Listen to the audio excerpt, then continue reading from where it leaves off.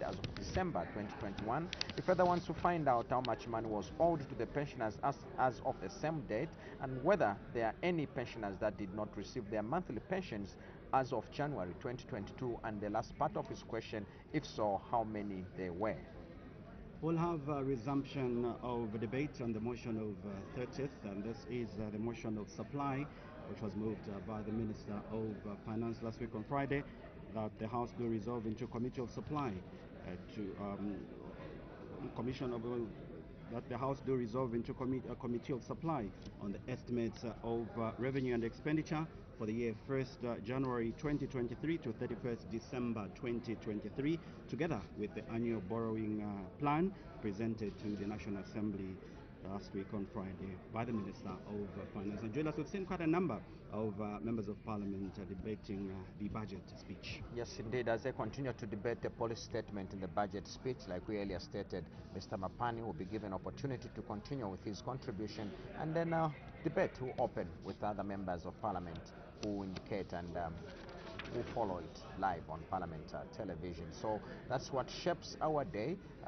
Honor the Vice President's question time, 45-minute segment. Then we'll have 3 questions for oral answer, understanding order number 74, and resumption of debate on the motion of supply. And at the end of it all, we expect the House to adjourn just about 13 hours, being a Friday. So look forward for an interesting and exciting day, as now Madam Speaker's procession is making way into the chamber, and at this moment business is expected to resume once the national anthem and prayer is done.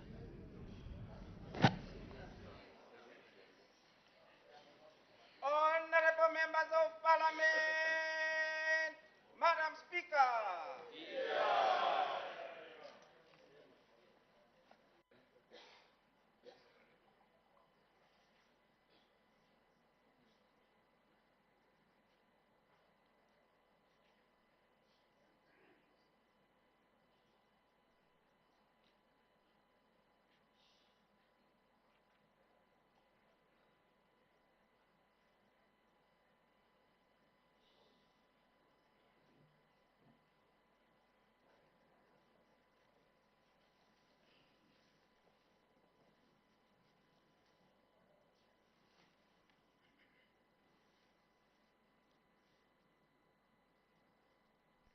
And sing of Zambia, proud and free, land of wealth and joy in unity, victors in the struggle for the right.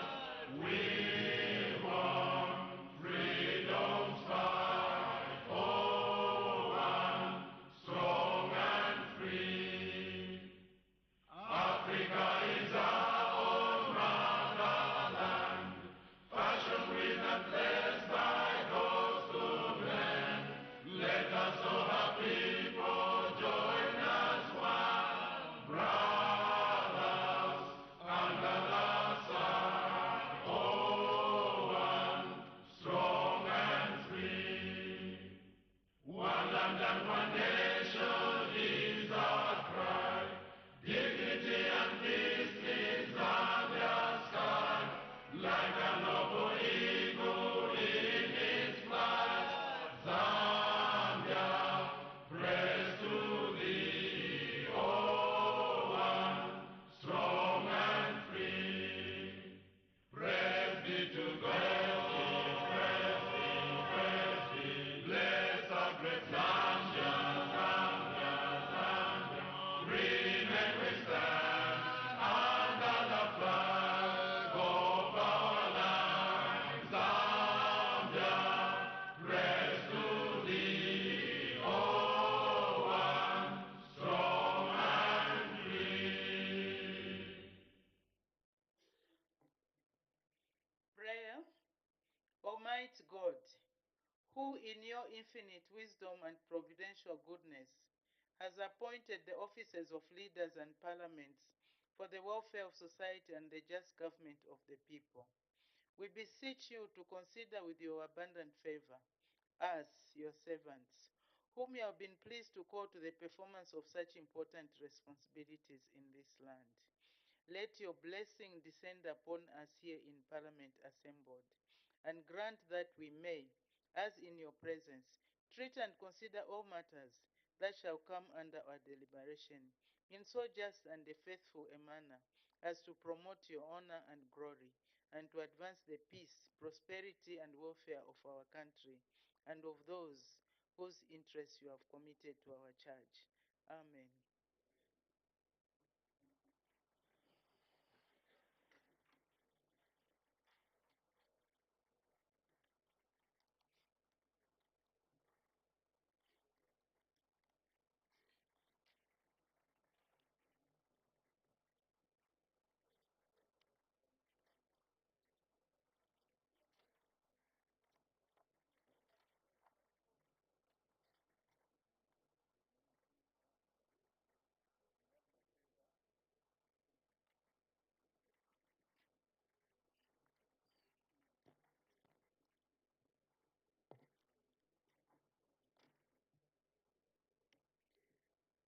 Honorable members, maybe I'll just sit down a bit for all the honorable members to gain access to the House.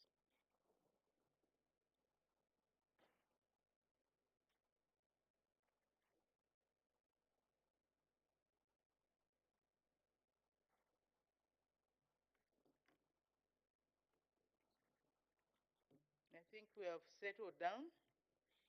I have a ruling to make. The ruling is on a point of order that was raised by Mr. M.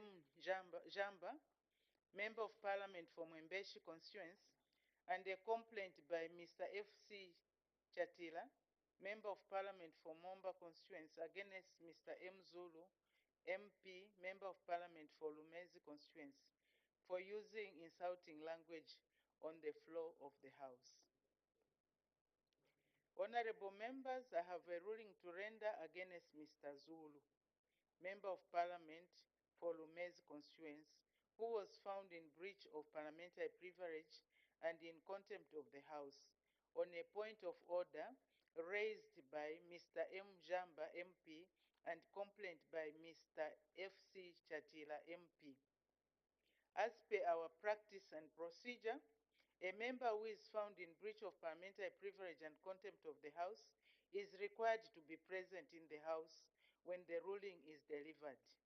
In that regard, Mr. M. Zulu, MP, was contacted by the Office of the Clerk to remind him to be present in the House today, Friday, 7th October 2022. However, Mr. M. Zulu, MP, elected to absent himself from the House. I will nonetheless proceed to render the ruling. Honorable members, the House will recall that on Wednesday, 5th October 2022, when the House was considering the motion to abolish the position of District Commissioner moved by Mr. M. Zulu, Member of Parliament for Lumezi constituency, and Mr. M. Zulu, MP, was winding up debate, Mr. M. Jamba, Member of Parliament for Mwembeshi constituency, raised a point of order. In his point of order, Mr. M. Jamba, MP, stated that the words uttered by Mr. M. Zulu, MP, when he was winding up debate on the motion were unpalatable, and asked how the Honorable Mr. Second Deputy Speaker could allow him to utter such words. In his immediate response to the point of order, the Honorable Mr. Second Deputy Speaker reserved his ruling to enable him to start the matter. Further, on 6th October 2022, my office received a letter of complaint from Mr. F. Chatila, Member of Parliament for Momba constituency, on the same matter. In his complaint, Mr. F.T. Chatila, MP, stated that on Wednesday, 5th October 2022, Mr. M. Zulu, MP, used unprintable and parliamentary language when he was winding up his debate on the motion to abolish the office of District Commissioner.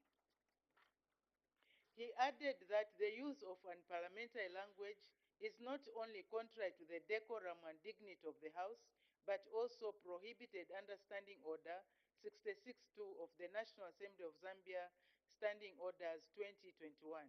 He therefore sought my indulgence on the matter.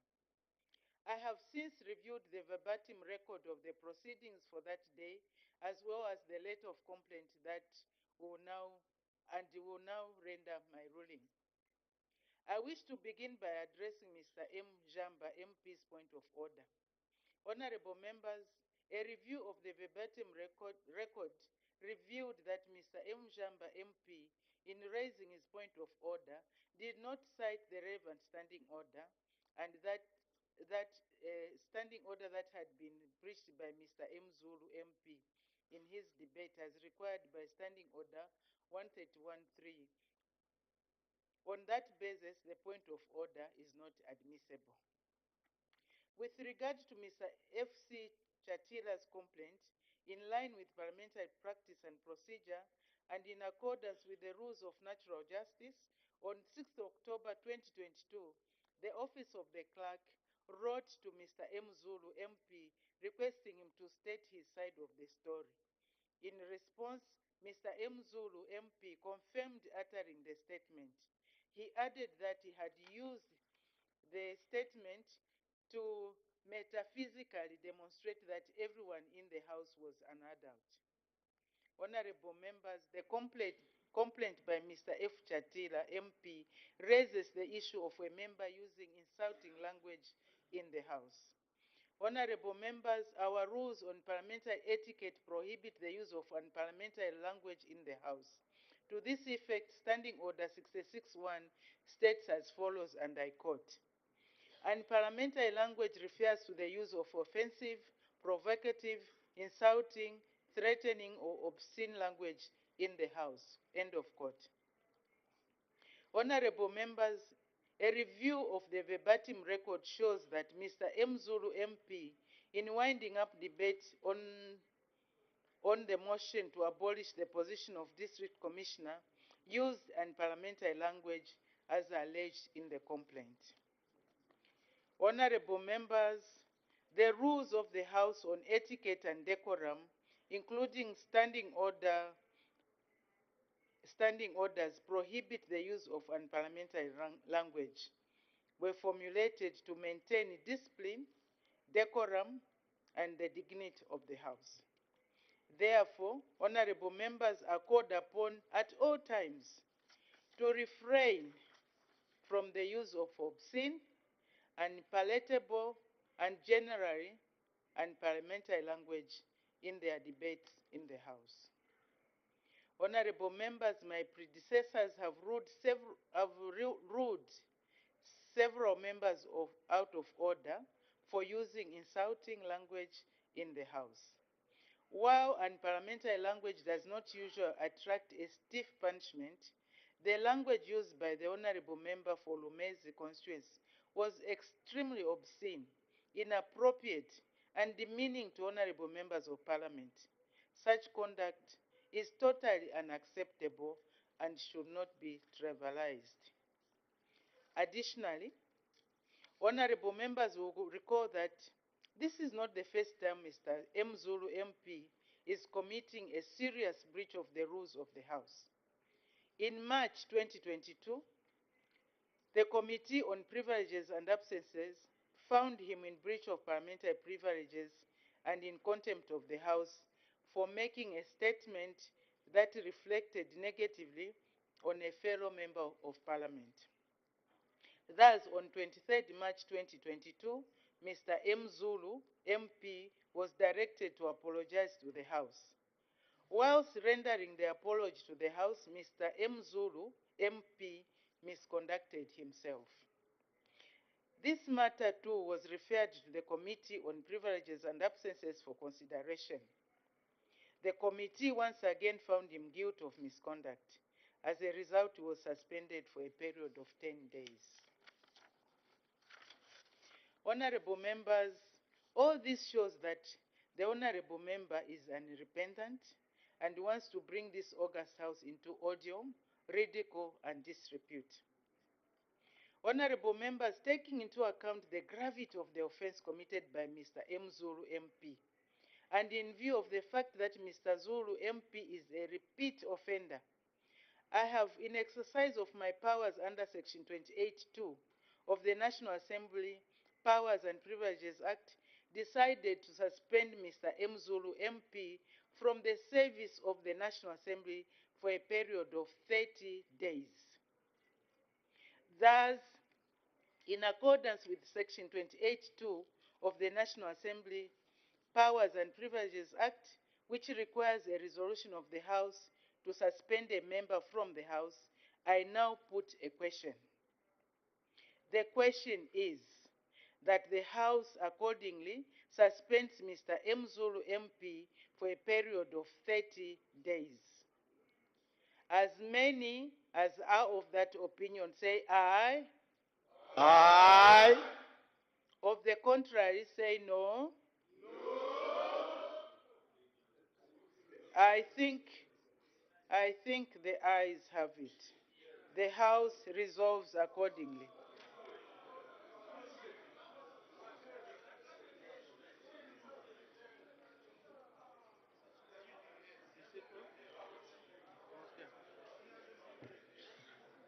Division is called. A division is called.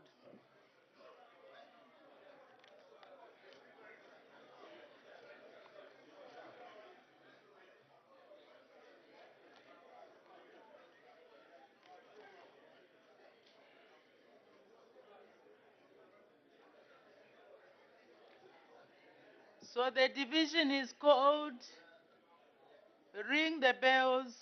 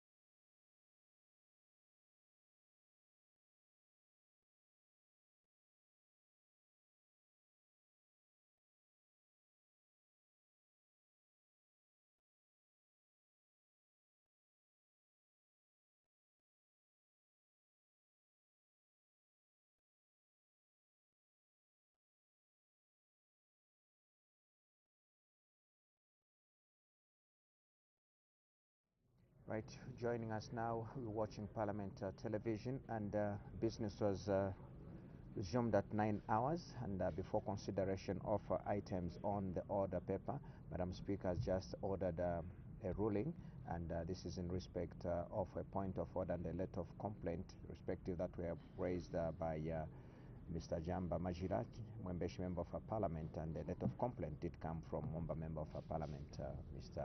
Freddy Jatla, against Lumez Member of Parliament, Mr. Munia Zulu, and accordingly a question was put with regard to suspend a Member of Parliament for breach of a parliamentary procedure, and this requirement that is resolved by the floor of the House, and this has since attracted a division, and a vote would take place. And currently the bells are ringing to summon members of Parliament to be in their seats, and then Madam Speaker will guide the House on how the vote will be conducted.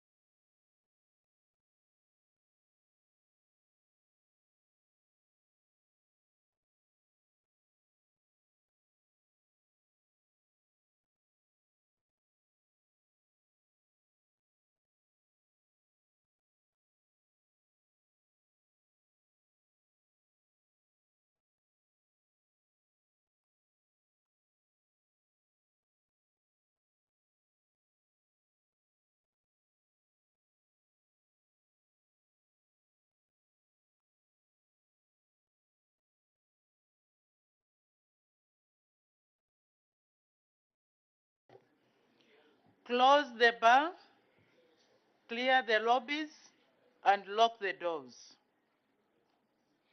The House will vote electronically. Please log into the system.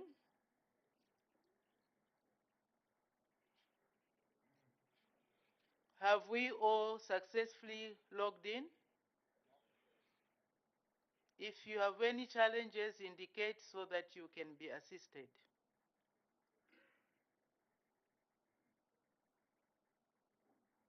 Are we now all logged in?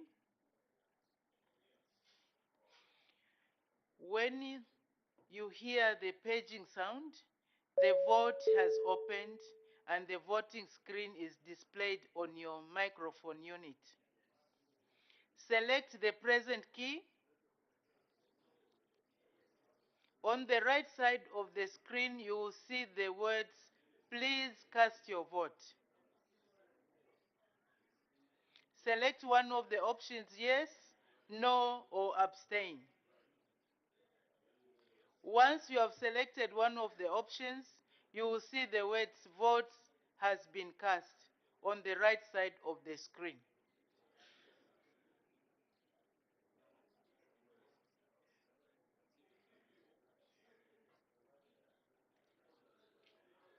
So, proceed. When you hear the second paging sound, the vote will close after 1 minute.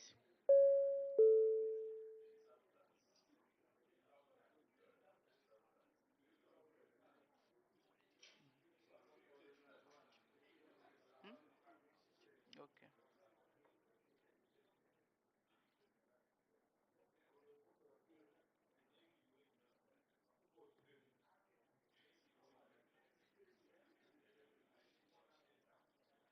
to stand to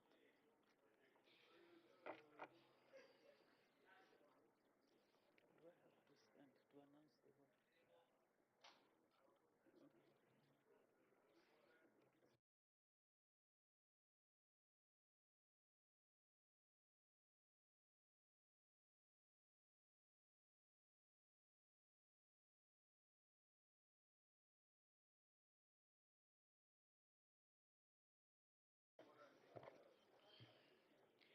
You have just voted.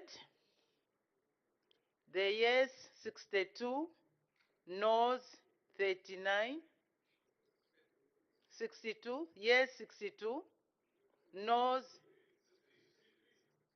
oh, sorry, 63, sorry, apologies. Yes 63, no 38, abstain 0. The question is resolved in the affirmative.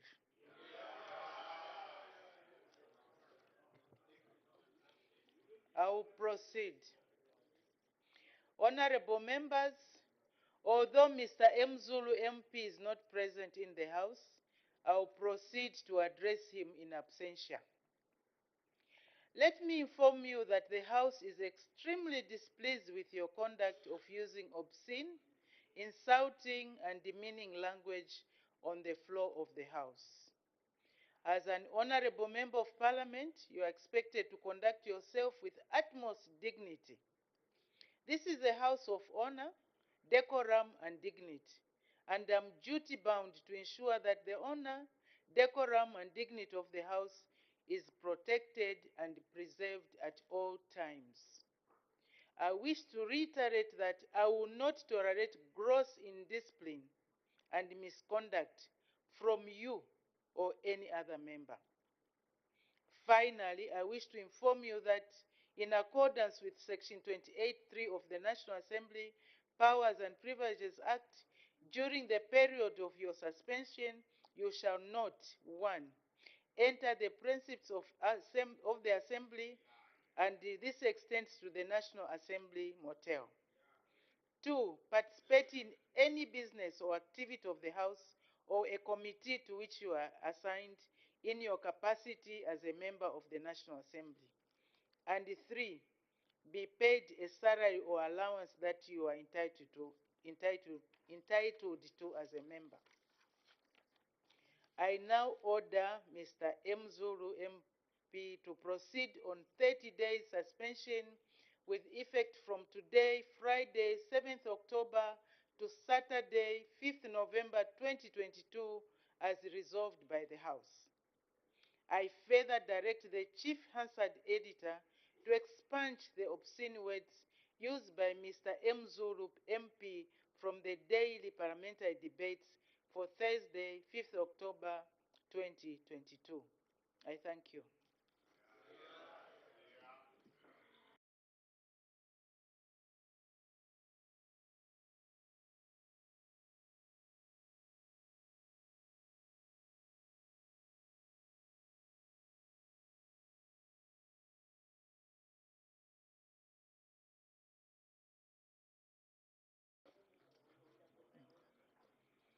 May Her Honor the Vice President indicate business of the House for the next week.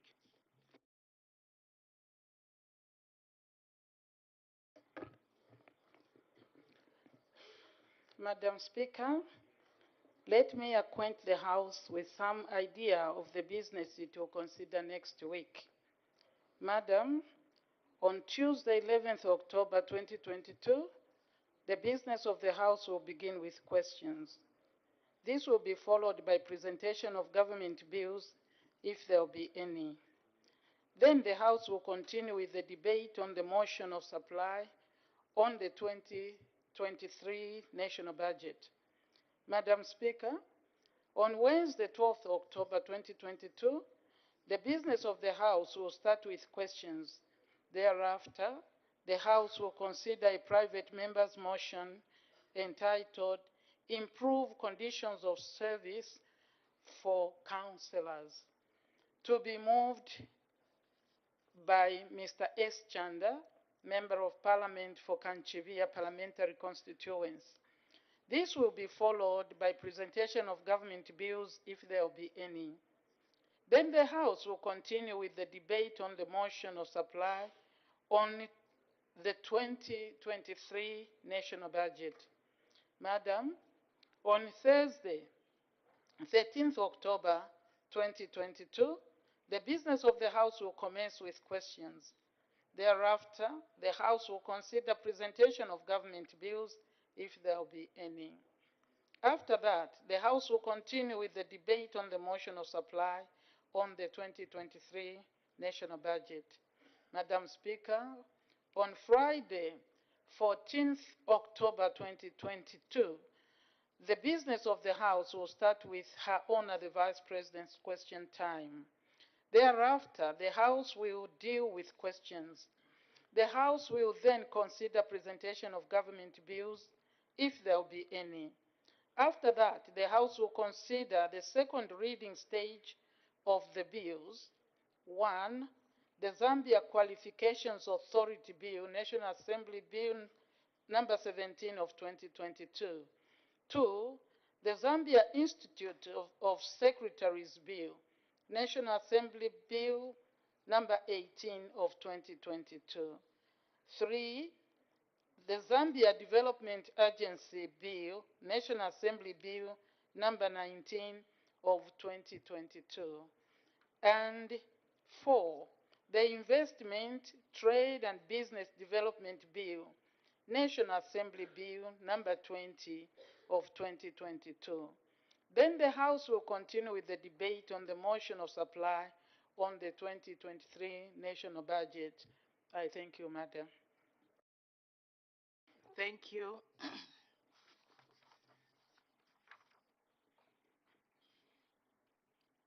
Her Honor the Vice President's question time. The Honorable Member for Bangweulu.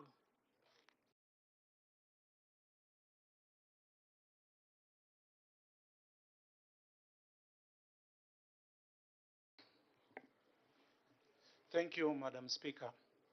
Your Honor, the Vice President, of late, we have continued to witness the continuous harassment of the former president by the DEC and SEC and the other investigative wings. I don't want to go into the jargon of quoting the constitution that protects the former president. I just want to find out what is your position in this continuous harassment of the former president. Thank you, Madam Speaker. Her Honor, the Vice President.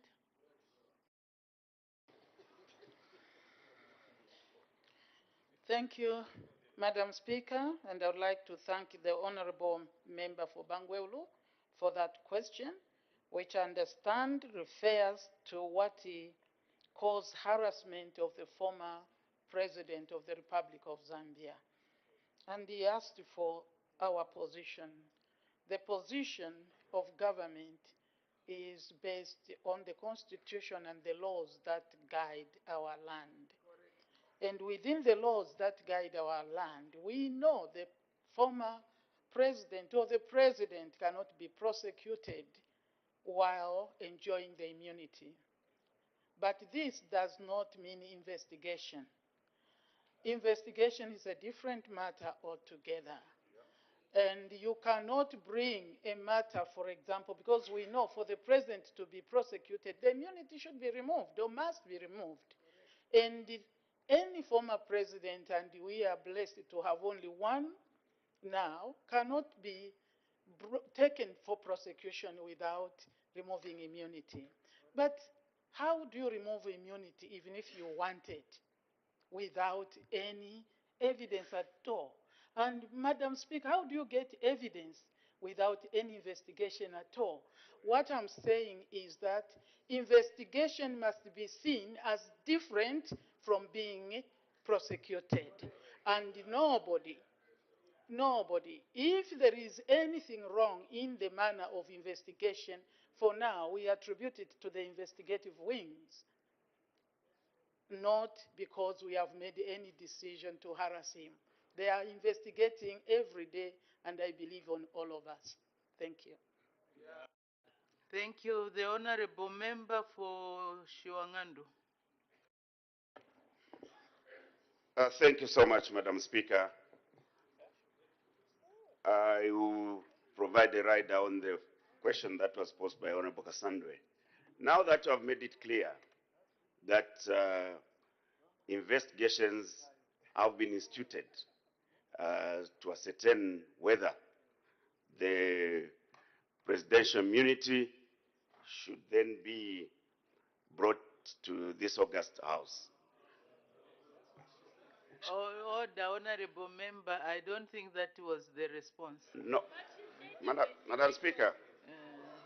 Madam Speaker, our Honor the Vice President distinguished between prosecution and investigations. Yes. So meaning that the investigations have started. No. Okay. We need to be sincere on this matter, Madam Speaker. Order. Honorable Member, just ask your question. If you try to interpret, then you might put the words that were not used. Just ask your question.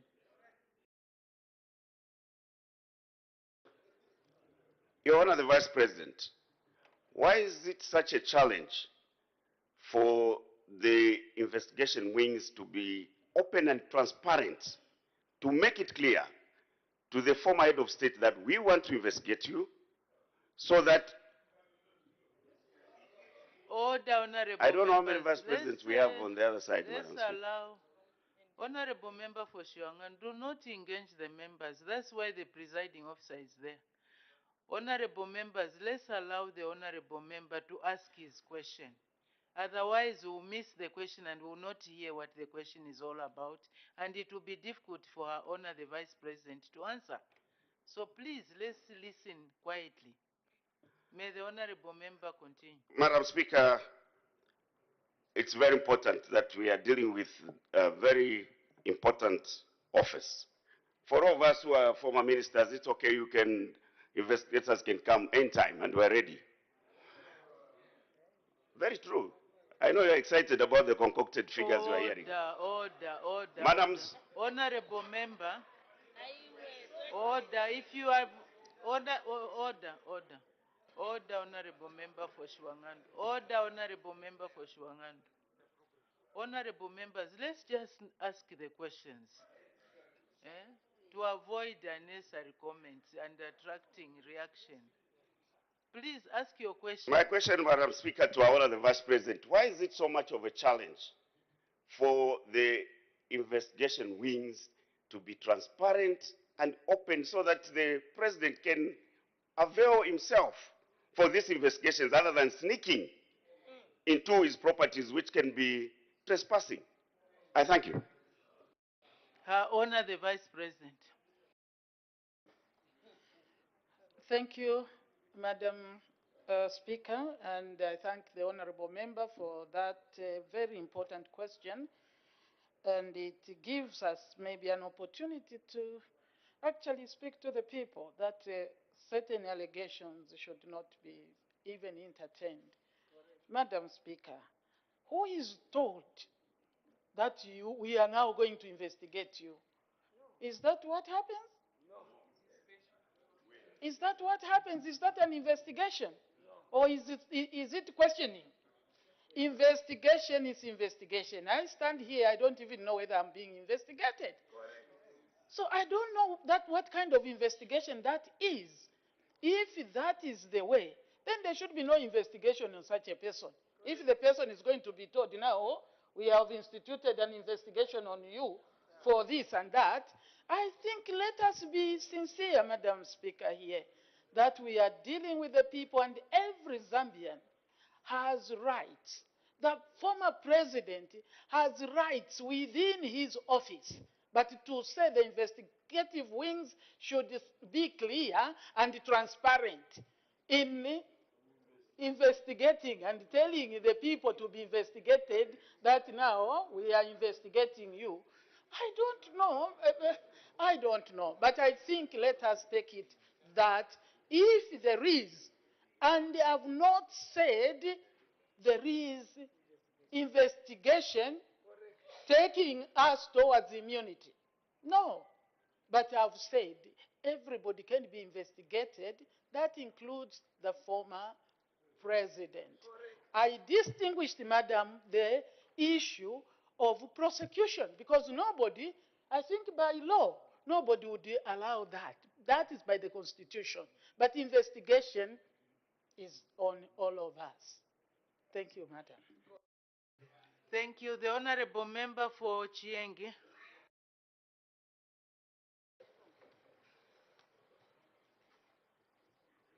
Thank you, Madam Speaker, for giving the voice of Chiengi this precious moment to ask the Vice President.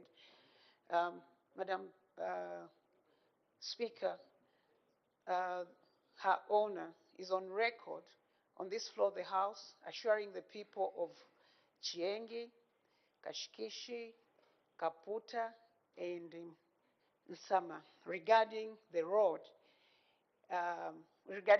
that it will be in the budget of 2023. Madam Speaker, through you, Ma'am, Your Honor, I would like to find out why this particular road, Kashikishi, Chiengi, Kaputa, and Sama, is not in the 2023 budget. When I listened to the Minister of Finance, he didn't mention this road. And this road is an economic road. So I would like to find out why it has not been included as per the promise that was given to the people of Chiengi in the last sitting. I thank you, Madam Speaker. Thank you. Her Honor, the Vice President. Thank you, Madam Speaker. And I must declare a very special interest in that question. But I would start by apologizing if I said it will be in the next budget, because that is not a preserve of this office to know. But to say, yes, even the Minister of Infrastructure is concerned about that road, and we are looking forward to see that. it is in the budget, not a promise from my office that it will be in the budget. But we have listened to the budget speech. We are, just like you, anxiously waiting to see which roads are indicated in the budget. I don't think I promised the budget part. Thank you, Madam. Thank you. The Honorable Member for Chinsali. Thank you, Madam Speaker. Her Honor the Vice President, farmers in Chinsali who supplied maize to FRA, such as those at Chimbele Satellite, as well as other farmers in Muchinga Province, other districts of Muchinga Province, and other provinces have not been paid for the maize that they supplied to FRA.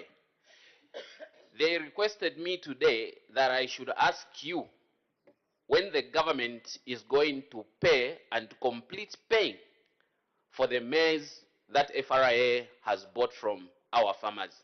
I thank you, Madam Speaker. Her Honor the Vice President. Thank you very much. Thank you for the hard-working government. And thank you for that question, Honorable Member. Unprecedented. Government is ready to pay, not just ready, the money was released.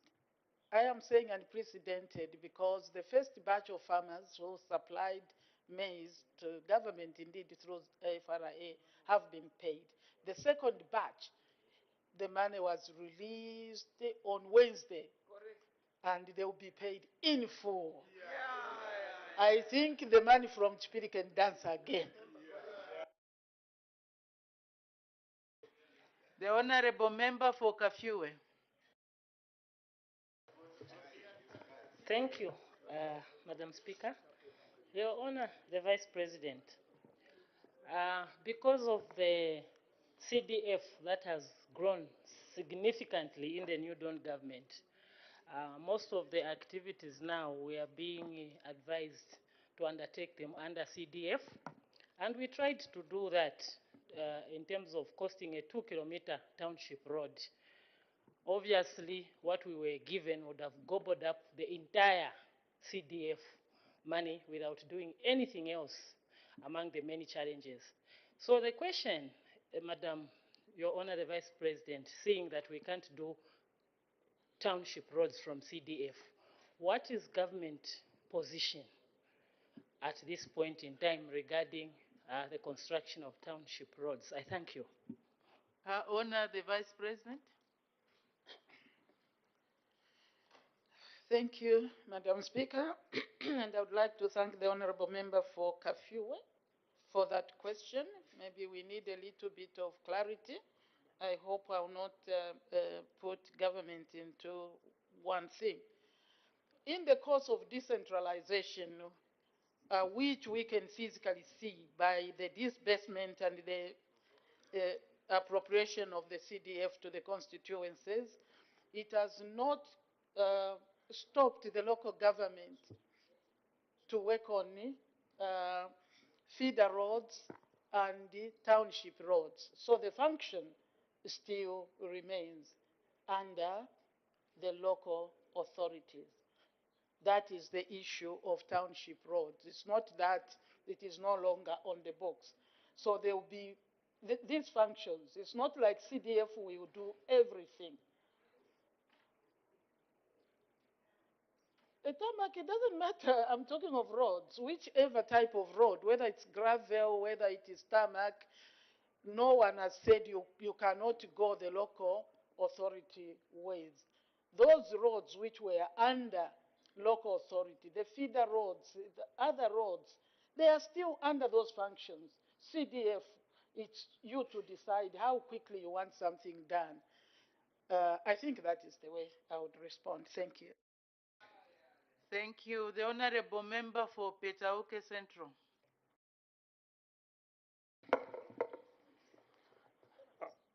Thank you, Madam Speaker, for giving the good people of Petauke this opportunity to ask Honor the Vice President. Honor the Vice President, the good people of Petauke, 90% are farmers. And right now they are preparing for the 2022-2023 farming season. And most of them, they didn't get fertilizer last year under FISIP, despite paying, but I'm sure you informed the House to say it was the supplier. Now, when the Minister of Agriculture, when he was giving ministerial statement, he said that he has allocated fertilizer for Eastern Province. He didn't include those farmers who didn't get. So the farmers of Petauke, they are asking our honor, are they going to get fertilizer, those who paid last year but they never collected fertilizer? Are they going to get fertilizer this year? Thank you. Her Honor the Vice President. Thank you, Madam Speaker. And I would like to thank the Honorable Member for Petauke. At least today it's Petauke. It's not in English, Petauke. Honorable Member, you are right that the Minister did promise that those will be looked at. And with all that was said, that is true. The problem was not necessarily government. We had challenges last year in the procurement and delivery. But this year, this I must say, hopefully, Madam Speaker, that no other member will ask about it. That has been put into consideration. Those that had contributed or paid the 400 kwacha will be given the fertilizer that they did not get. Those who didn't get will be given their fertilizer together with this year's if they are still on the program. Thank you. Thank you. The Honorable Member for Lunte.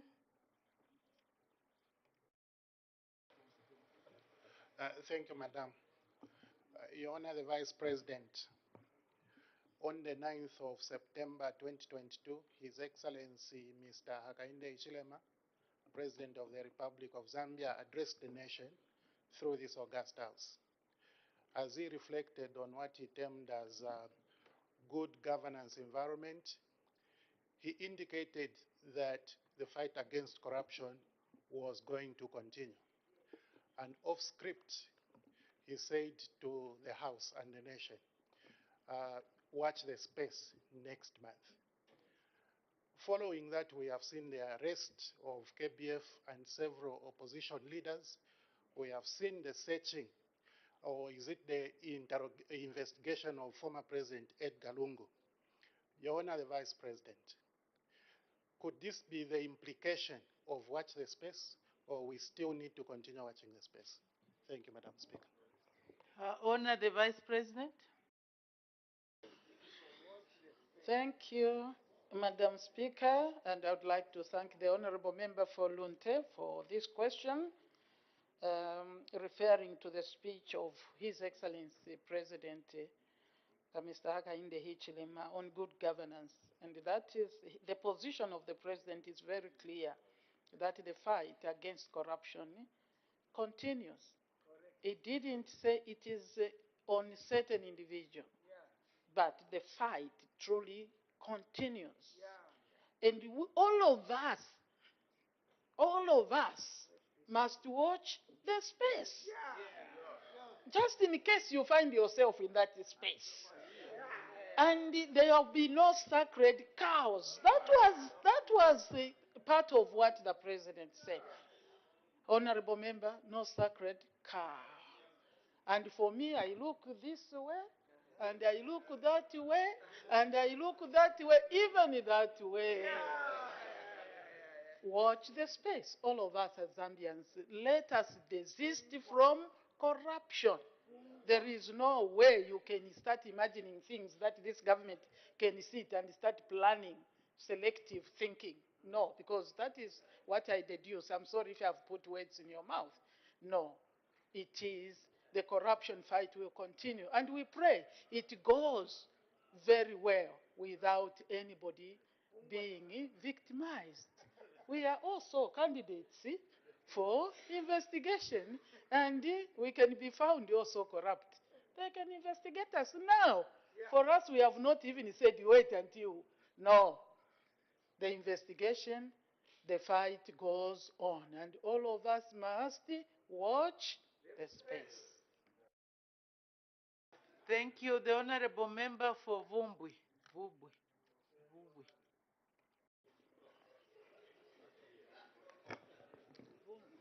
Thank you very much, Madam Speaker, for according me this privilege. I want to ask her honor the Vice President on the plan which government is having on the Chipata Vubwi Road, especially that the farming inputs are not delivered to Vubwi and the road is terribly corrugated, which could be impassable in due course from now. What is the position of government on pertaining to the same road? I thank you, Madam Speaker. Thank you. Her Honor the Vice President.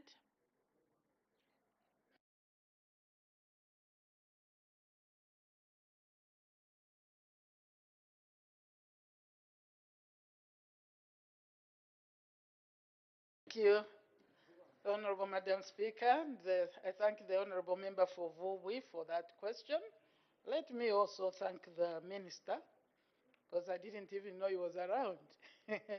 And we don't stand to tell what is not true.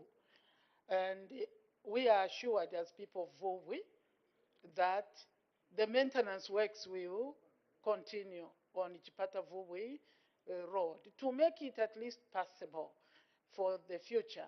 I'm sure the ministry is planning on how to go forward. But for now, maintenance works go on, Honorable. Thank you, Madam. Thank you. The Honorable Member for Solwezi East.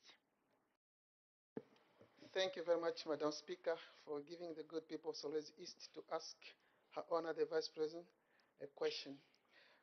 Your Honor the Vice President, the people of Solwezi East this morning just conveyed their greetings to you and asked me to state to you that head teachers are actually so disturbed that they are neither found in schools. If one is found there, it is just maybe one day. Then the rest of the days or the days of the weeks, they are found in workshops, spending money that this good government has given us grants to enhance quality education, but they are ever in workshops. They are saying, are we going to continue on this trajectory of spending money in workshops whose information can even be conveyed to schools through memos? They are worried that they are spending and contributing even to the officers at provincial level, and also for these head teachers to go and camp 3-4 days spending government money. Madam, Your Honor, they are so worried and they have asked you to intervene in this matter. I thank you. Her Honor the Vice President. Madam Speaker, listening carefully, a number of issues, teachers, head teachers spending time in workshops instead of being at the station. I think that's what I get from there. And there is really no question he has asked for intervention. And as government, we will follow up and see what is happening. Thank you. Thank you. The Honorable Member for Kalulushi.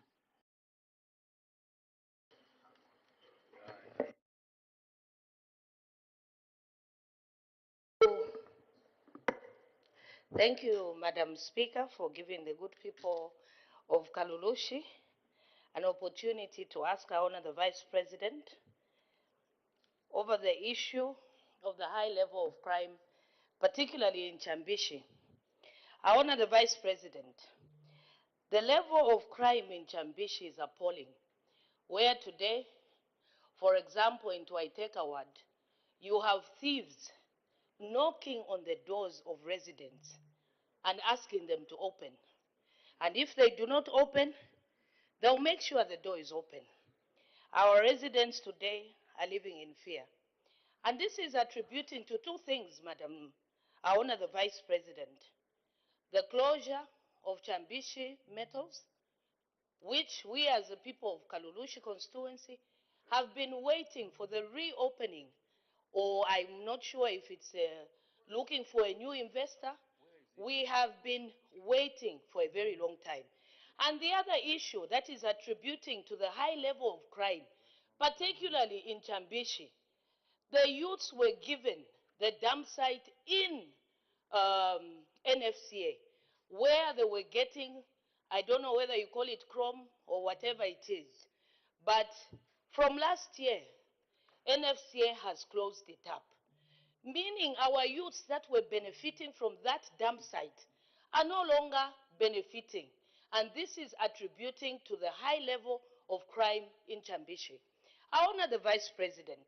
The people of Chambishi and Kalulushi are pleading through you as a mother and leader of government business, and also as I honor the Vice President, to reconsider opening up Chambishi Metals and opening up the dump site in NFCA where the youths who are unemployed were benefiting. I thank you, Madam Speaker.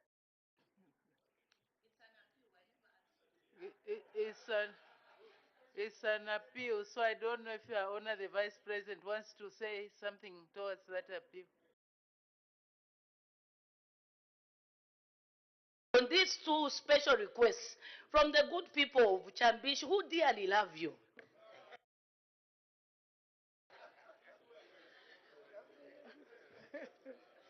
Thank you. And really, everybody receives the love with joy. And I receive the love of the good people of Kaloloshi. And Madam Speaker, thank you. And truly, you feel the pain of the unemployment in our country. And this is why your government, the New Dawn government, Madam Speaker, is working hard to reverse the trend by ensuring that issues like the Chambeshi Metals, a company that was closed, is reopened. But I can tell you that government is equally concerned, and there are talks right now, I'm told, there are talks between a new interested investor and the old, so that we can ensure that that part comes back into function so that our people can find jobs, because some of them, it's induced from poverty and lack of employment. As for the dump site, I think again that would be an issue I need to learn a little more. I cannot promise, and even if it has to be worked on, which is important because we want to use every resource in the country, but as to how and when, I can't give a promise on that one. I need to find out. But let us assure the people of Kalulush that criminality, poverty, and criminality should not be the same. Going to steal is not really a sign of poverty, because there are many rich people who are, I didn't want to use the thieves, who commit, who do wrong things, even when they have, like corruption. Corruption is not about poverty, madam. It is normally the rich that commit this kind, or the able. It is not a person in a Twitek award who is involved in corruption. So criminality is an issue of the heart. Let us help our people, but we will work. Thank you very much. Thank you, the Honorable Member for Mandevu.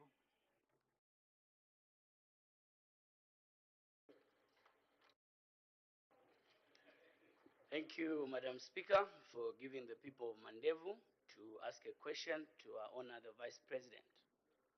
Your Honor the Vice President, more than 750 employees of Lusaka City Council were laid off by the New Dawn government because they were perceived to be PF cadres.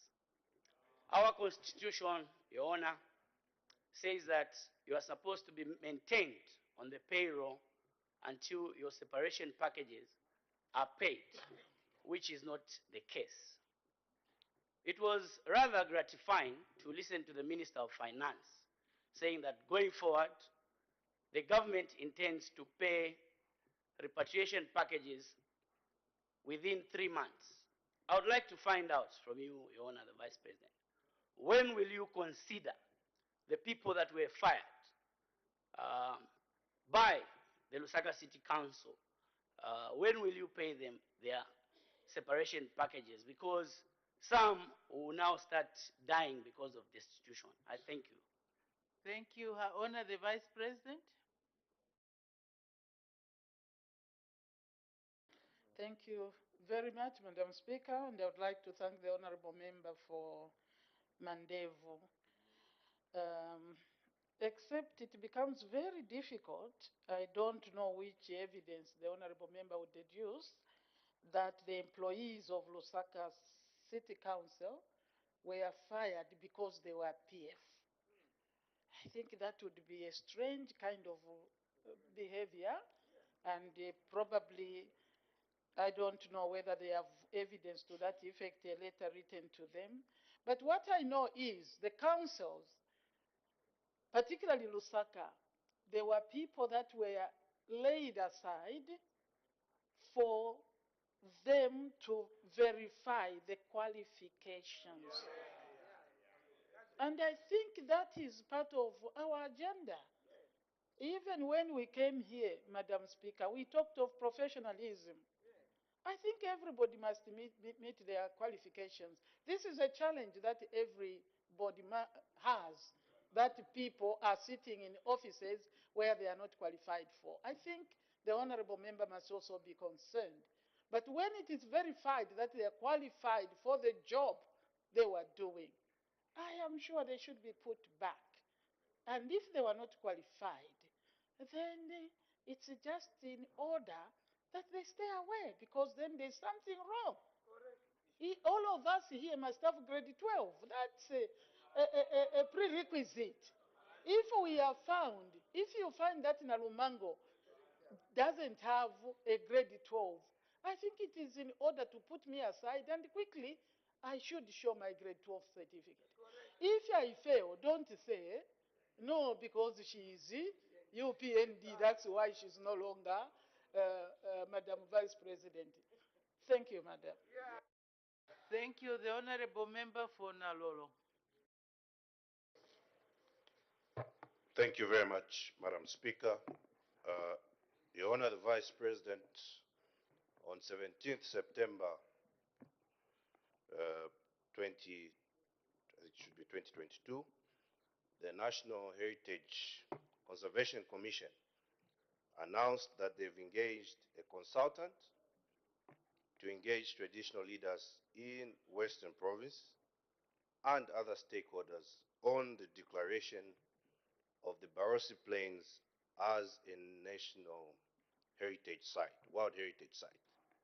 Your Honor, the Vice President, when this issue came, I went to see the Minister of Tourism before that announcement, prior to this, and advised that there is need for consultation so that the people of Western Province can understand what this means.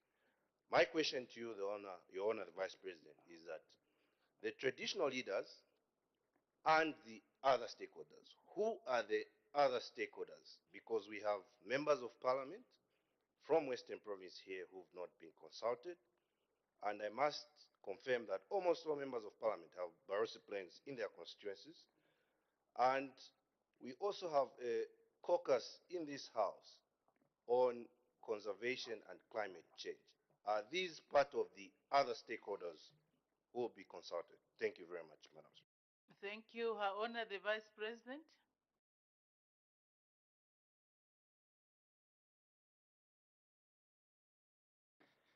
Thank you very much, Madam Speaker, and the Honorable Member for Nalolo.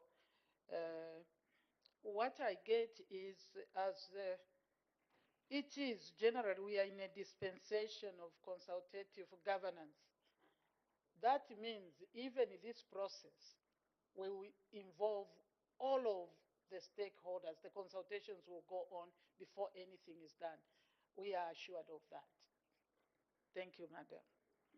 Thank you. The Honorable Member for Bwengwa. Thank you so much, Honorable Madam Speaker. Through you, Madam Speaker, Your Honor, the Vice President. There is a growing trend in this country, especially by the people, a certain group of people who are supporting criminality and those who are supporting people who insult the citizens of this country.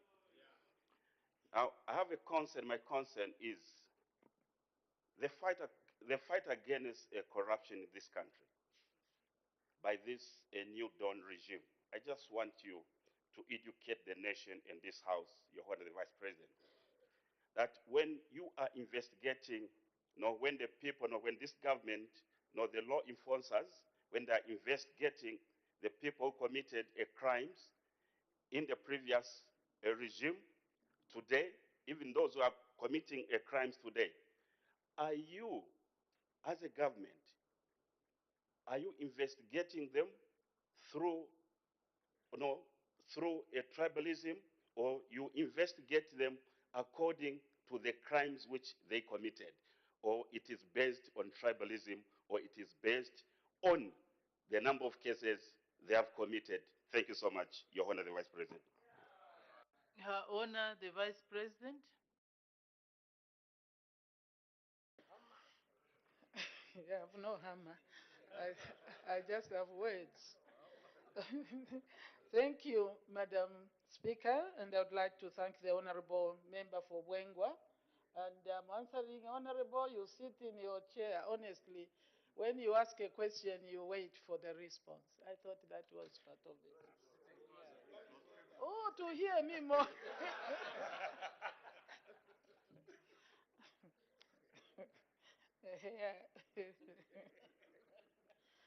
The answer from me will be very short, Madam.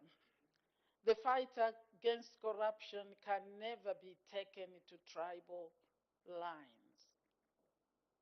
To start with, are the investigative wings full of one tribe? Oh, okay. Lay the evidence on the table. But as far as I know, these investigations against corruption is not tribal. It's a national matter. And all of us must be concerned. Honestly, we must all be concerned about corruption. We cannot be labeled a corrupt country.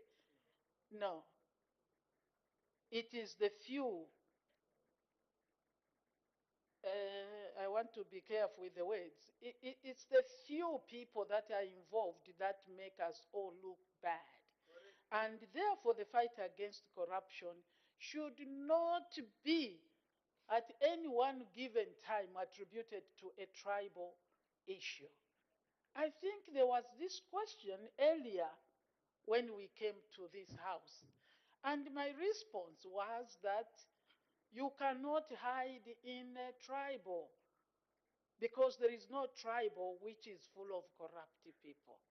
If you are corrupt alone. Don't involve other people and hide in those people. And I've seen that some people who are questioned are from all over the country. There is no way we can say in this fight everybody who is questioned is only from one area. It is against corruption, not against a tribe, not against a region. And the fight goes on. Don't use people to cover your own mischief. Thank you. Thank you. The Honorable Member for Chawama.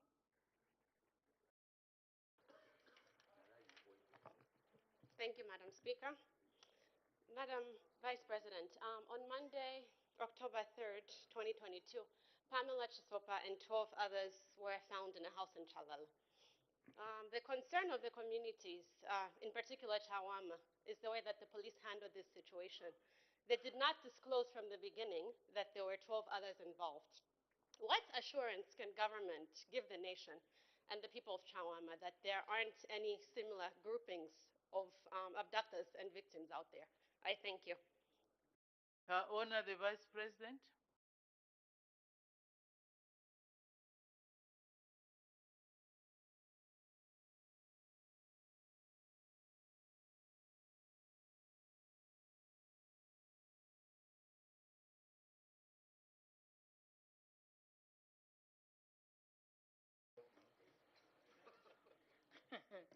I first get a brief. Thank you, Madam Speaker, and I would like to thank the Honorable Member for Chawama on that concern. One, I think it is the disclosure of the number of people, if I heard you right, who had been abducted. I think you even listening to others, some of them may not have reported anywhere. And I am glad that actually I saw something on TV yesterday where people are now coming together like know your neighbor. Some of them are students, Madam Speaker. The parents probably thought they were just at school and nobody knew. But I think that know your neighbor is very, very important. It is time that the communities got involved in where your friend is. We are developing into another type of society. And therefore, the disclosure may have been difficult because they may not have known that about all the 13. But again, issues of investigation, madam, especially of this nature, becomes difficult if they are going to continuously announce and tell you where they are and things like that. So, indeed, there may be gaps that the police can work on, but there was very little they could have said when they didn't know that there were other people also who were abducted. I think this is what we are learning as we go on. Madam, I thank you. Thank you. The Honorable Member for Muchinga.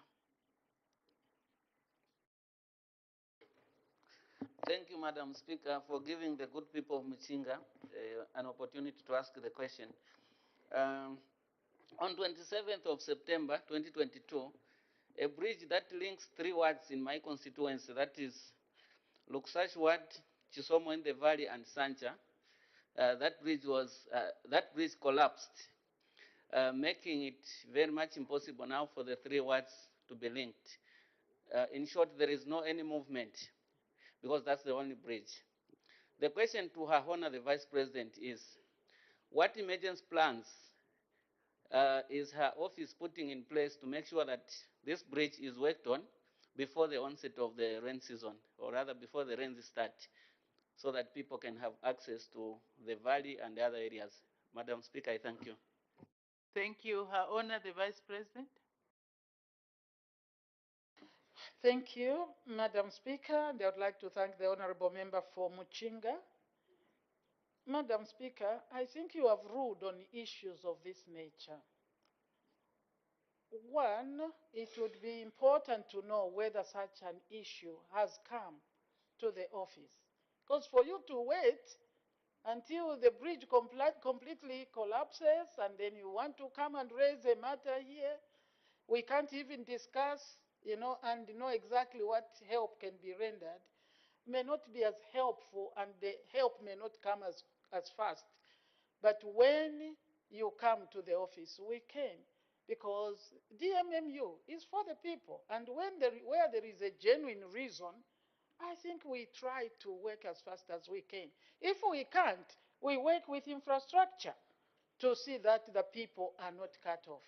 But you don't have to wait. And I know we are politicians. We want our people to hear that you are talking for them. But in waiting to do that, we disadvantage them because it takes a little too long. Conveyance from here to there, you go straight to the office. I am not aware of that if you have reported to the office, and I would still urge you not to run away from the question. Come and let us hear exactly what it is. Is it a bridge we can fix? Is it something that can wait? You are welcome to the office through DMMU or directly to me. Thank you, Madam. Thank you. The Honorable Member for Chadiza. Thank you, Madam Speaker, for giving people of Chadiza an opportunity to ask Her Honor the Vice President a question. I honor the Vice President. There is confusion in my constituency with regards to the administration of this FEC program. The minister has come before the floor of this House and has explained clearly what should be followed with regards to the administration of this particular program. But the officers who have been entrusted to manage this program on the ground are doing to the contrast. For example, Your Honor, the Vice President, they are informing the people that they'll be giving 3 packs per cooperative, regardless of the number of people that are in that particular cooperative. Your Honor, the Vice President, coming to the question, what is the true government position on this matter? Thank you very much, Madam Speaker. Her Honor, the Vice President.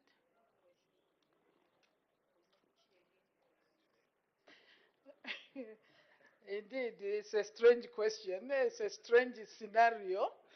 And really, even us as honorable members, we are here listening, and then somebody is doing completely something out of the ordinary.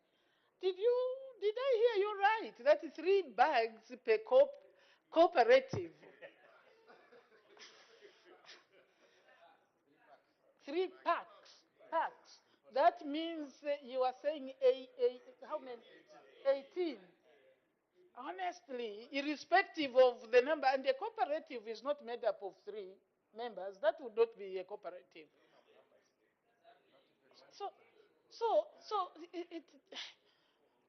Please, can such officers be reported? That's all. That is what you do. You report to authorities. You start with your DC, sir. And that concludes that session. 45 minutes exactly. We make progress. I have permitted the Honorable Minister of Health to make a ministerial statement. The Honorable Minister of Health.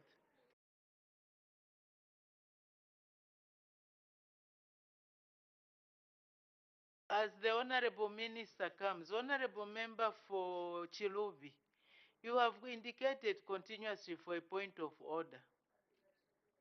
Are you indicating, and you are not even here? Please acquaint yourselves with the standing orders on raising points of order. In particular, Standing Order 132 2B. A point of order a member shall not raise a point of order during the Vice President's question time. Please acquaint yourselves, honorable members. Honorable Minister of Health.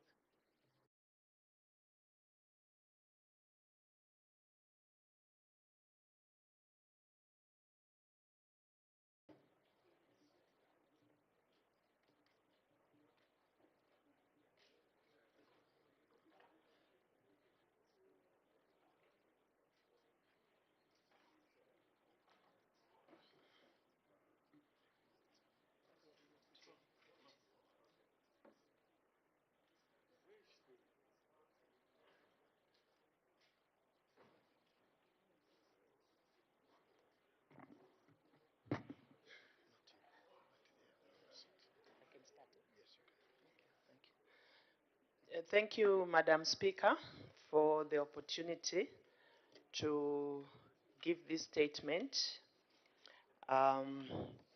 which statement arose from the last question raised by the Kalabo MP concerning the status of the availability of insulin in Kalabo district. Madam Speaker, I wish once again to thank you for granting me this opportunity to update the House and the nation at large on the status of the availability of insulin in Kalabo district. The House may wish to recall that on the 4th of October 2022, during the question for oral answer segment, Madam Speaker directed me to issue a ministerial statement on the shortage of insulin in Kalabo district of Western Province.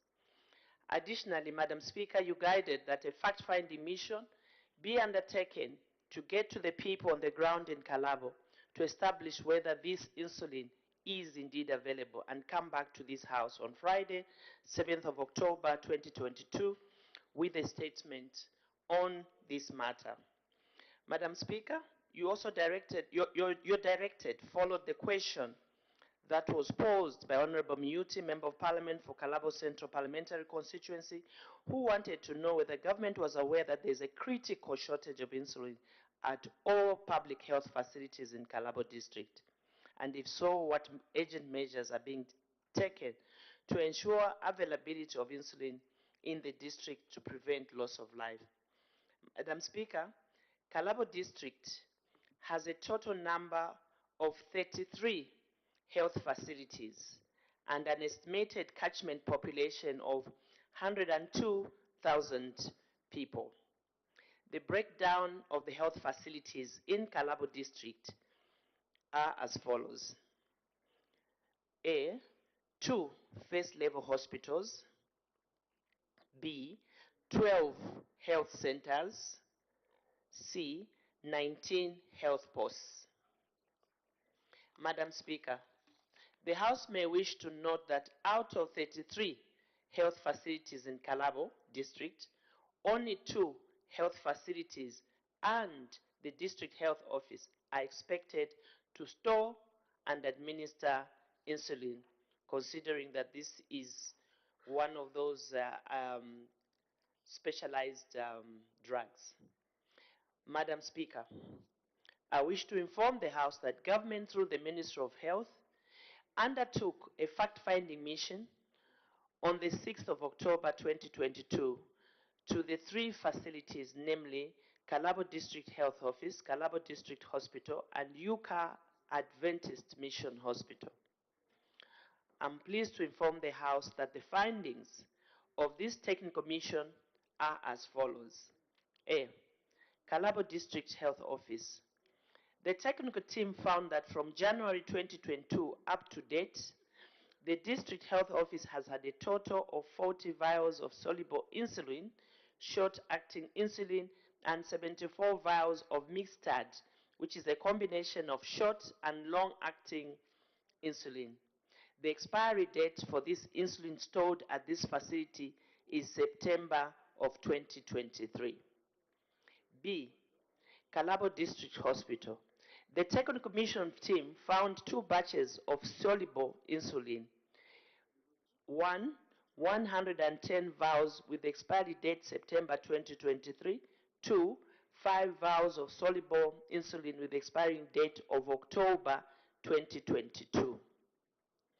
72 vials of Mixtard insulin with expiry date of September 2023, and 8 vials of long-acting insulin with expiry date of November 2022. Yuka Adventist Mission Hospital.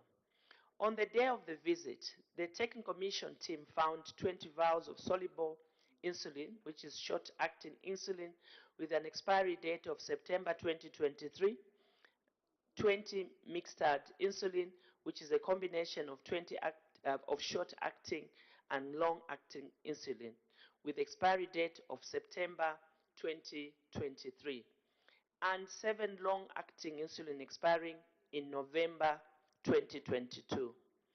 Observations of the findings.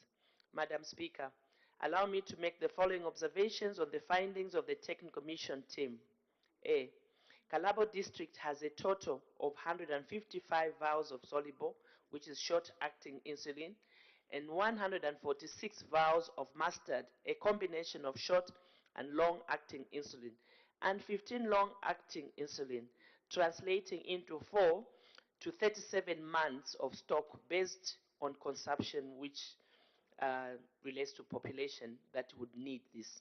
Madam Speaker, this is consistent and the above quantities that I submitted in my area response to the question for oral answer on Tuesday, 4th October 2022 on the shortage of insulin in public health facilities in Kalabo District health facilities. B, the stock levels of insulin in Kalabo District is above the recommended maximum of 4 months of stock expected to be stored in the district. This is according to our established logistical inventory system. Yuka Adventist Mission Hospital. Yuka Adventist Mission Hospital has had a supply of long-acting insulin since January 2022, while short-acting insulin and mixtard, which is a mixture of short-acting and long-acting insulin, were only received on the 6th of October 2022 from Kalabo District Health Office.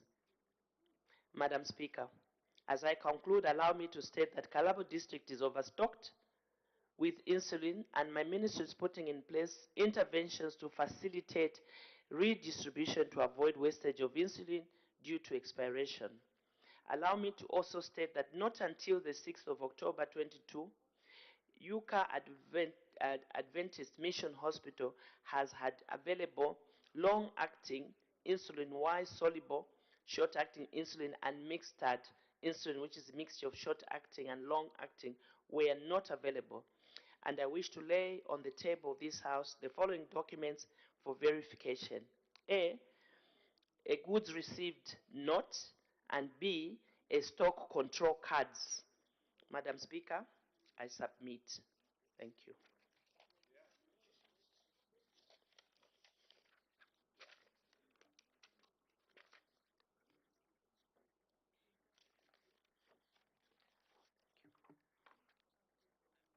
Thank you. The honorable members are now free to ask questions on the points of clarification on the ministerial statement given by the Honorable Minister of Health. The Honorable Member for Nalolo.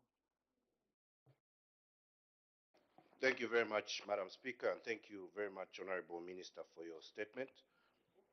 Honorable Minister, from your statement, the hospitals in Kalabo have insulin.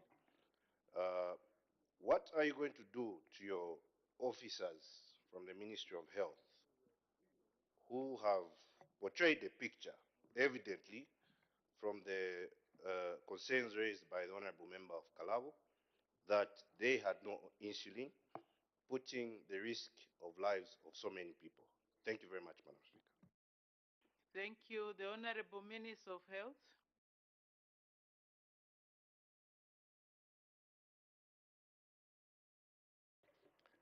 Thank you, Madam Speaker. Madam Speaker, I'm not very sure whether I understood the question because the statement, if you listened attentively, is not, there's no much departure from the statement I gave on the 4th, except that in one of the hospitals, which is the Yuka Hospital, I think that is where they only received on the 6th of October. And I want to believe that the district health director, who is the overall person who supervises all the facilities within the district, is the one that may have an answer to give. Because clearly, if you look at this answer, it shows that at the district they have, which is the district office, at the facility, which is the Kalabo District Hospital, they have. But when you look at Yuka, from this statement, it's saying that as of until 6, there was a redistribution from the health office to that Yuka Mission Hospital. That is my understanding, Madam Speaker. But let me say this, Madam Speaker, in context, because you recall yesterday, there was a question also that was asked by the very Member of Parliament, asking, informing us and asking what ministry is doing, considering that at some months, some 2 months, I don't know whether it's inclusive of this month and last month or the other month and the other month, but basically he's saying in the past 2 months, there was only one doctor. And when you looked at the answer showed that basically there were at least 5 doctors. Now, even if I said 4 doctors, because the 5th one is the person also doing administration. So let me just say 4 doctors. You cannot have a situation where you only have 4 doctors and you send 3 away. one on long study leave, another one for holiday, marriage holiday, the other one obviously for just a short leave, and leave a facility alone. That in itself tells me that we are not doing well in terms of administering these facilities, because we should not have a time when a big hospital, a district hospital, should end up with one doctor. I mean, that itself tells me that something is wrong and something needs to be done. So generally, we have a lot of work to do in the Ministry of Health. And I hope that members can be of help by bringing these issues, not just here, but really to the office. Thank you. Thank you. The Honorable Member for Kantanshi. Thank you very much, Madam Speaker. And thank you very much, Honorable Minister. You have been appealing and appealing that members of Parliament should help you, and from the responses that you have been giving. And Madam Speaker, let me also place it on record that most of these ministers don't pick up their calls. So I don't even know when people are calling for working together and gathering information. You call them, they don't pick up. You call them, they don't pick up. Yes. So I don't know what help they're looking for. But Madam Speaker, quite clearly, Honorable Minister, nobody here in the right frame of mind can challenge your experience as Minister. You have been Minister of Health before and Minister in quite a number of ministries. But ever since you became Minister of Health under the new dawn, you have always had information at head office different from what is on the ground. I mean, you're running a complex ministry, but the other complex ministries like Home Affairs, Agriculture, we don't see this mismatch. Could it be that you don't have a good working relationship with your health key staff? Because like yesterday, your response on whether there is one doctor for 2 months, you came and gave us 5, but also you gave us where the other 3 are: marriage, leave. Why is there not accurate information between your office and on the ground? Thank you. Difficult question, but I will allow it. I'm sure the minister will be able to explain.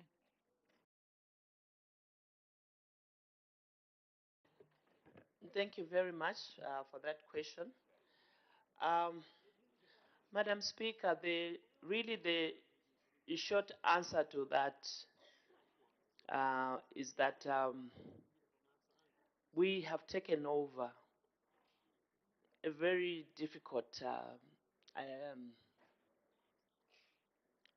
government, especially when it comes to civil service and the culture that we have found.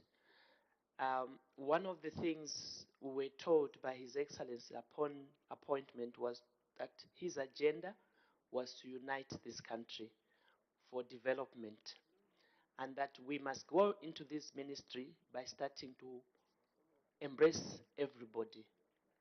And that's exactly what I did myself as Minister of Health, was to call everybody, and I was very frank with them. I'm on record, and I can repeat what I told them. Exactly what the President told me is what I told them. So I told them, look, we all know who you are and what you are doing. Let's forget the past. This is our country. I also understand, as a former minister myself, that you have to work with the government of the day and you're only doing your duties. But for those of you who may have done illegal things, you'll be on your own. But let's move. And that was my message. Obviously, there are some, and I could say even many, that have embraced the new Dawn government and are committed to work.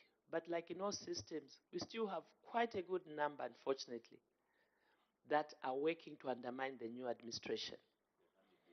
And so it will take a bit of time, but we'll clean up. And if I may talk specifically about the information, this is why yesterday, Madam Speaker, I was saying that to call a minister a liar, I think it's an unfair statement. And you all know the system of government. even this statement, it is drafted. Of course, we read, we try to do our own work. And speaking for myself, I do a lot of work, even searching up some of these things. I don't just take and come and read it. So at times, of course, they will misinform us. But the misinformation sometimes is not from the main ministry. It may be from the province. Sometimes it's not at the provincial level. It may be at the district level. Sometimes even at the district level, it will be at a facility level. These are human weaknesses that you should expect. So we have a disciplinary code of conduct for officers. And so we need to just start being tough as government. And I hope that you yourselves, when we start taking actions, like you've seen, SCCP is not sleeping, is waking. What are you saying? You are saying, no, we are targeting. He's targeting. But if we kept quiet, you say, oh, no, you also want to do corruption. That's why you're doing nothing about it. So when we start taking actions, it will be precisely because of the question you've asked. We'll start believing that some of these people really do not want to work. So we'll be clearing them. It will stop transferring. We'll start clearing them.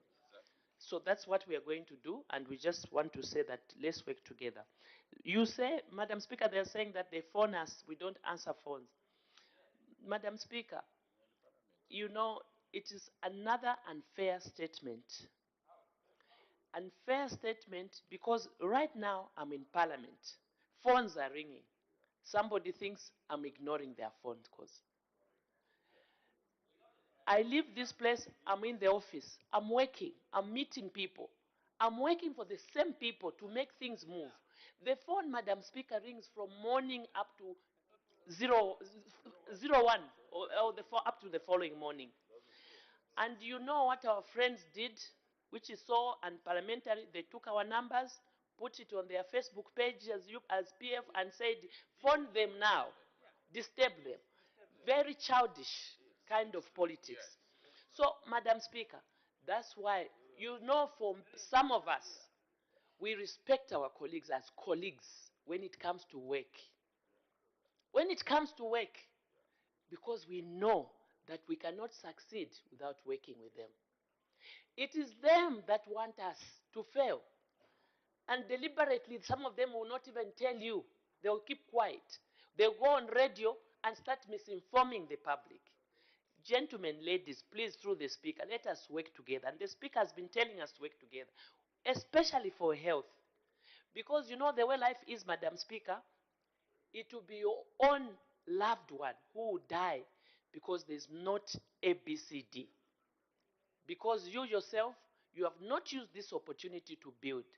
Madam Speaker, when you said I must go out, I want to tell you, the following morning, I left and the Vice President also called after you had spoken to me. She also spoke to me. She says, maybe something, we were missing something. Why don't you just walk in? I walked in Mutendere Health Center. Unexpected, unannounced, in the morning. And I found the hospital was full, Madam Speaker. Full like a marketplace. Mothers with babies and I just said to myself, is this what you experience every day?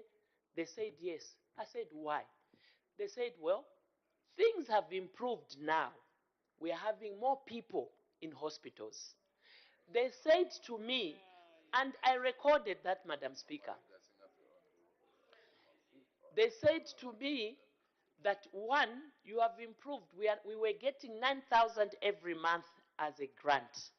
We are now getting 48,000 kwacha every month as a grant. They said that 9,000 would get it maybe 4 or 5 times a year. Now, every second week of each month we are receiving, so we can plan. But I said, but then why do you have a problem with the issue of drugs?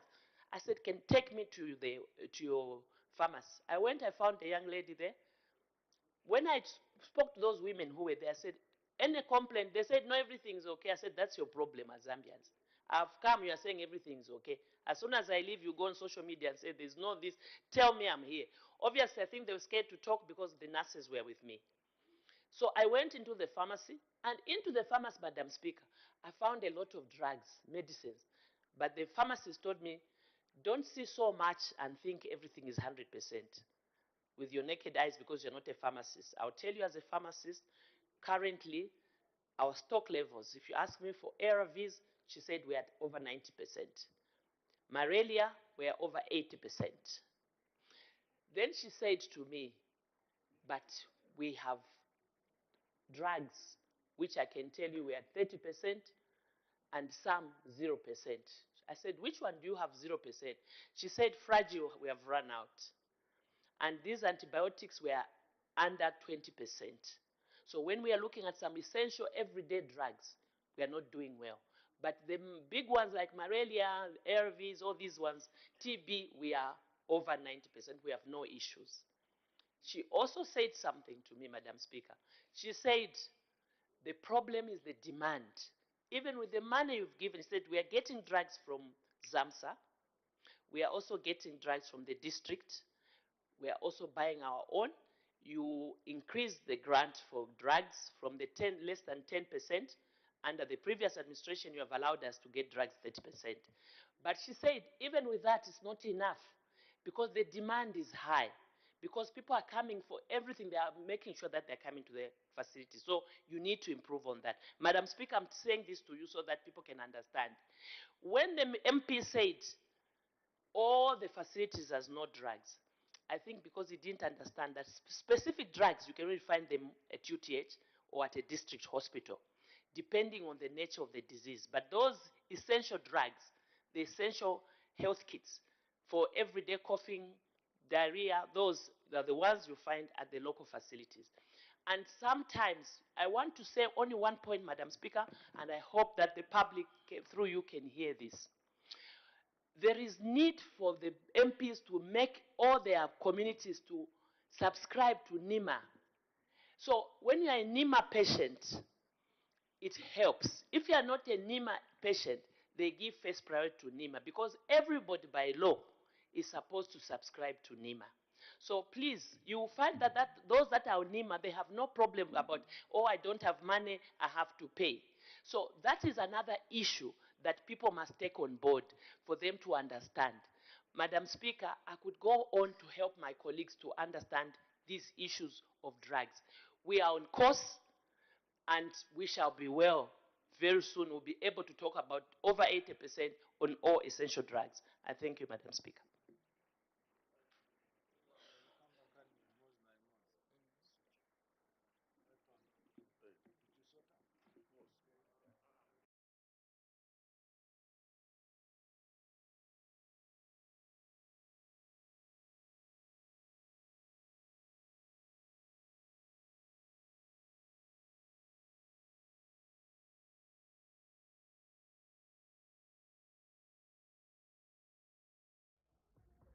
Right, business has been suspended until 11 hours, and the House will take a health break. The Minister of Health just concluded responding to a supplementary question, seeking further clarification arising from a statement that she had delivered that was posed by Kantash Member of Parliament, Mr. Anton Mumba, and the statement was on the status of the availability of insulin in Kalawa district. And so when business resumes after 20 minutes, members of parliament will continue seeking clarity from the Minister of Health regarding the ministerial statement that she rendered earlier on in the day. And the House